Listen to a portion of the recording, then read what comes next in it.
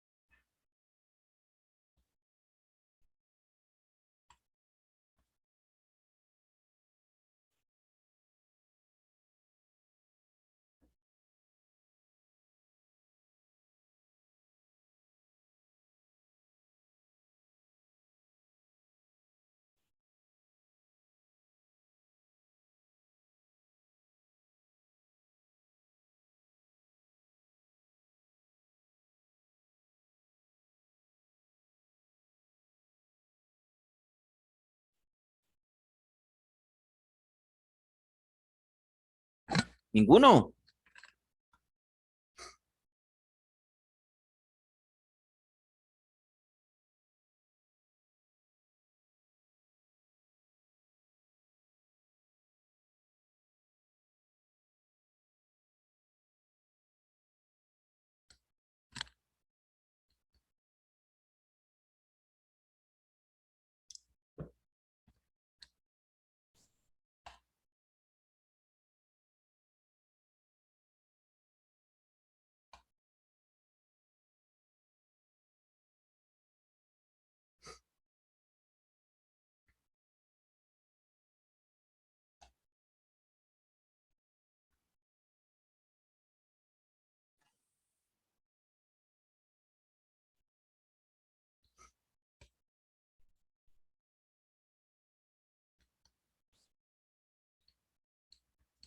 ¿Quién quiere continuar con la práctica?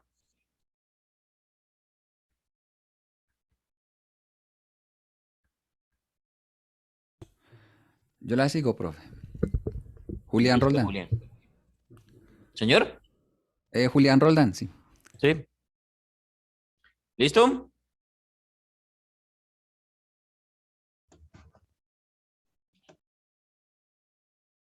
Lo escuchamos, Julián. Ya, ahora sí. Dice que era un hombre que se llamaba Peralta. Vivía en un pajarate muy grande y muy viejo, en el propio camino real y afuerita de un pueblo donde vivía el rey. No era casado y vivía con una hermana soltera, algo viejona y muy aburrida. No había en el pueblo quien no conociera a Peralta por sus muchas caridades. Él lavaba a los llaguientos, él asistía a los enfermos, él enterraba a los muertos, se quitaba el pan de la boca y los trapitos del cuerpo para dárselo a los pobres. Y por eso era que estaba en la pura inopia. Y a la hermana se la llevaba el diablo con todos los limosneros y leprosos que Peralta mantenía en la casa. ¿Qué te ganás, hombre de Dios?, le decía la hermana, con trabajar como un macho, si todo lo que conseguís lo botás hartando y vistiendo a tanto perezoso y holgazán. Casate, hombre, casate para que tengas hijos a quien mantener. Calle la boca, hermanita, y no diga disparates. Yo no necesito de hijos, ni de mujer, ni de nadie, porque tengo mi prójimo a quien servir. Mi familia son los prójimos. Tus prójimos, será por tanto que te lo agradecen, será por tanto que te han dado. Ahí te veo siempre más hilachento y más infeliz que los limoneros que socorres. Bien podías comprarte una muda y comprármela yo, que harto la necesitamos. O tan siquiera traer comida alguna vez para que llenáramos, ya que pasamos tantos hambres. Pero vos no te afanás por lo tuyo, tenés sangre de gusano. Esta era, esta era siempre la cantaleta de la hermana, pero como si predicara en desierto frío. Peralta seguía más peor, siempre hilachento y zarrapastroso, y el bolsico lámparo lámparo. Con el fogoncito encendido tal cual ves, la despensa en las puras tablas y una pobrecilla, señor, regada por aquella casa desde el chiquero hasta el corredor de afuera. Figúrese que no era tan solamente los Peraltas, sino todos los lisiados y leprosos que se habían apoderado de los cuartos y de los corredores de la casa, convidados por el sangre de gusano, como le decía la hermana. Bueno, Julián, ahí de a poquito va marcando el acento, ¿cierto? Hay Sí, que señor. marcarlo un poco más, ¿sí? Exagerarlo tal vez de pronto en algunas partes, ¿cierto? Pero estuvo bien. Me gustó mucho la lectura que hizo. Vuelvo y le digo, es simplemente cuestión de que marque más el acento, de que lo exagere. Aquí ya se trata es de interpretar más con el acento, de que cambie la voz para que la ponga con el acento. ¿De acuerdo? Lisas, profe.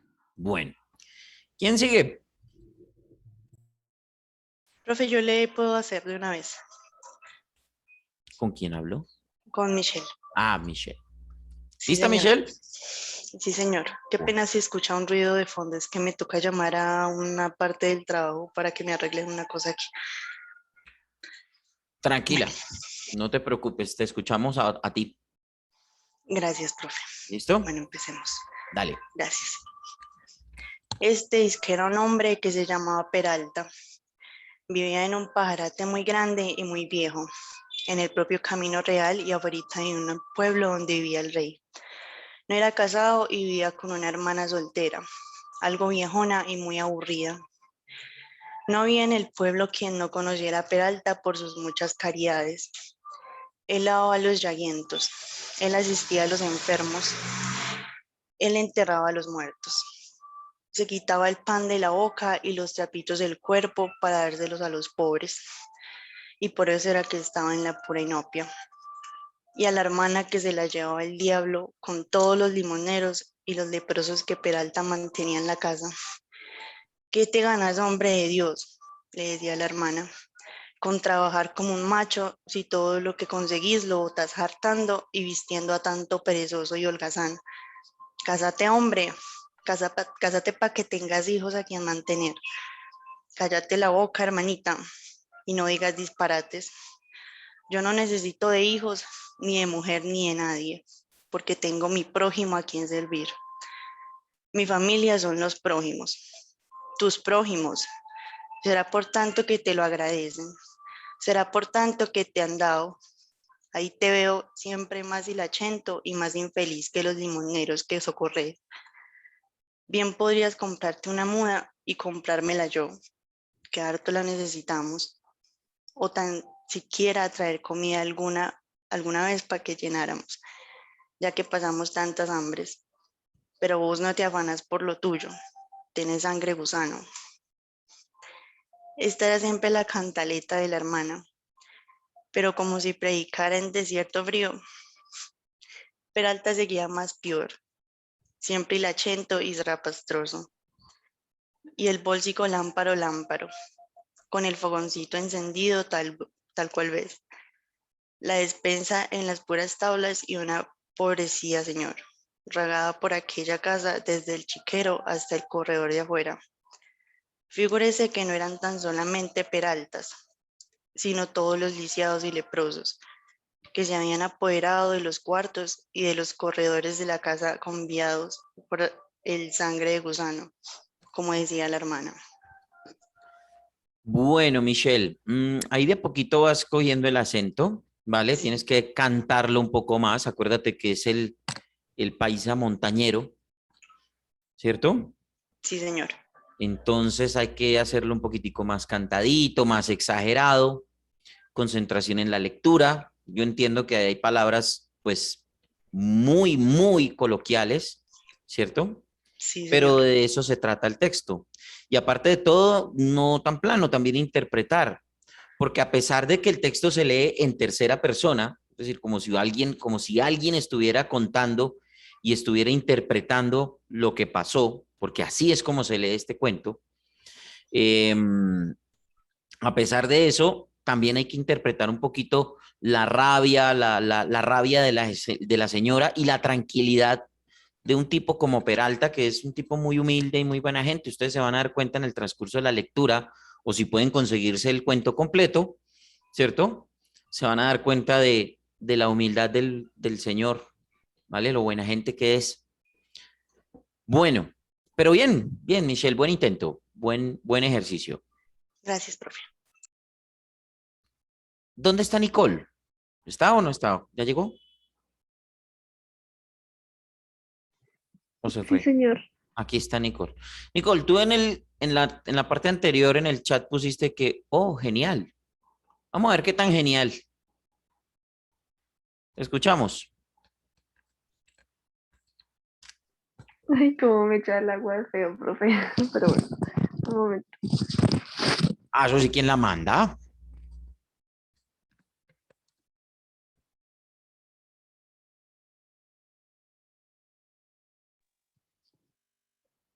Este disque era un hombre que se llamaba Peralta. Vivía en un pajarate muy grande y muy viejo, en el propio Camino Real y afuera de un pueblo donde vivía el rey. No era casado y vivía con una hermana soltera, algo viejona y muy aburrida. No habla en el pueblo quien no conocía a Peralta por sus muchas caridades. Él lavaba los llaguientos, él asistía a los enfermos, él enterraba a los muertos, se quitaba el pan de la boca y los trapitos del cuerpo para dárselo a los pobres. Y por eso era que estaba en la pura inopia. Y la hermana se la llevaba el diablo con todos los limosneros y leprosos que Peralta mantenía en la casa. ¿Qué te ganas, hombre de Dios?, le decía la hermana. Con trabajar como un macho, si todo lo que conseguís las botas hartando y vistiendo a tanto perezoso y holgazán. Casate, hombre, casate para que tengas hijos a quien mantener. Calle la boca, hermanita, y no diga disparates. Yo no necesito de hijos, ni de mujer, ni de nadie, porque tengo mi prójimo a quien servir.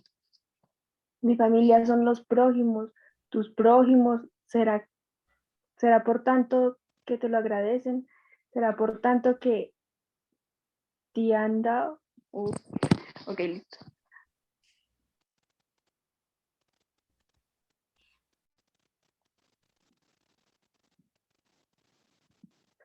Ahí te veo, siempre más hilachento y más infeliz que los limosneros que socorres. Bien podías comprarte una muda y comprártela a yo, que harto la necesitamos, o tan siquiera traer comida alguna vez para que llenáramos, ya que pasamos tantos hambres. Pero vos no te afanás por lo tuyo, tenés sangre de gusano. Esta era siempre la cantaleta de la hermana, pero como si predicara en desierto frío. Peralta seguía más peor, siempre hilachento y zarrapastroso, y el bolsico lámparo, con el fogoncito encendido tal cual ves. La despensa en las puras tablas y una pobrecía señor, regada por aquella casa desde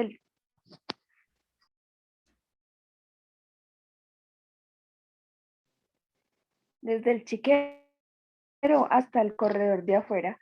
Figúrese que no eran tan solamente los Peralta, sino todos los lisiados y leprosos, que se habían apoderado de los cuartos y de los corredores de las casas convidados por el sangre de gusano, como decía la hermana. Bueno, qué felicidad, terminaste el texto. Digo, profe, No, no, no, hasta ahí. Y digo qué felicidad porque primero leíste muy rápido y segundo, supremamente desconcentrada. sí, no, es que me di cuenta que los paisas hablan muy. Ah, ok, muy bien. Entonces no es tan fácil, ni tan genial, ¿vale? Sí, Entonces, ojo, no. no se confíen, porque no es fácil, obviamente. ¿De acuerdo? Entonces, recuerden ustedes, muchachos, que este texto no es solamente esta primera hoja, son todas estas 5 hojas que están aquí. ¿De acuerdo? Ahí ustedes tienen en el texto el documento con esas 5 hojas. Léanlas muy bien, ¿vale? Si ustedes pueden conseguirse el cuento completo, bien puedan, porque es un cuento muy chévere, es muy bacano. Aparte de todo, que es una historia muy bonita y pues también entiendan, obviamente, la cultura de la época, que se puedan meter un poquito en la cultura de la época. Mm, recuerden ustedes también que no es tan urbano, ¿cierto? El acento, sino que se trata de un acento un poco más rural, más montañero, como se dice vulgarmente, ¿de acuerdo? Entonces, busquen referencias de ese tipo o de ese estilo de dialecto. Una de las referencias que yo más recomiendo para este ejercicio es el águila descalza. Si ustedes se pueden conseguir los videos del águila descalza, tomen la referencia del acento de ellos. Ellos hacen muy correctamente y perfectamente ese acento paisa montañero, ¿vale? Y aparte de todo, pues se van a reír muchísimo de las ocurrencias de ese par, ¿de acuerdo? Entonces, tomen esas referencias y hagan esa lectura de esa manera. Grábense, escúchense y preparen bien el ejercicio porque ustedes no van a saber exactamente qué hoja van a leer. Simplemente yo les asigno una página y ustedes tendrán que leerla, ¿vale? Eso para la próxima semana. No, o no, mejor, para la clase ¿cuándo es que tenemos nosotros presencial? El jueves. Para el jueves. Entonces, cada uno de ustedes la va a leer, ¿de acuerdo? Entonces, practíquenla bien y métanse bien en ese acento, ¿de acuerdo? Y para el próximo lunes, es decir, para de hoy en una semana, cada uno de ustedes va a preparar un monólogo, ¿vale? Un monólogo de 2 páginas, escrito de 2 páginas, que van a compartir, por supuesto, en pantalla para yo poderlo leer también. Un monólogo que van a leer, ojo, lo van a leer con un acento el que ustedes escojan o el que ustedes quieran, ¿vale? Hay miles y miles y miles de acentos. Entonces ustedes escogen el que quieran y lo leen, así de sencillo. Un monólogo sobre cualquier tema, lo que quieran hablar. Si se quieren desahogar, bien puedan. Si quieren hablar de política, háganle. Si quieren hablar de deportes, háganle.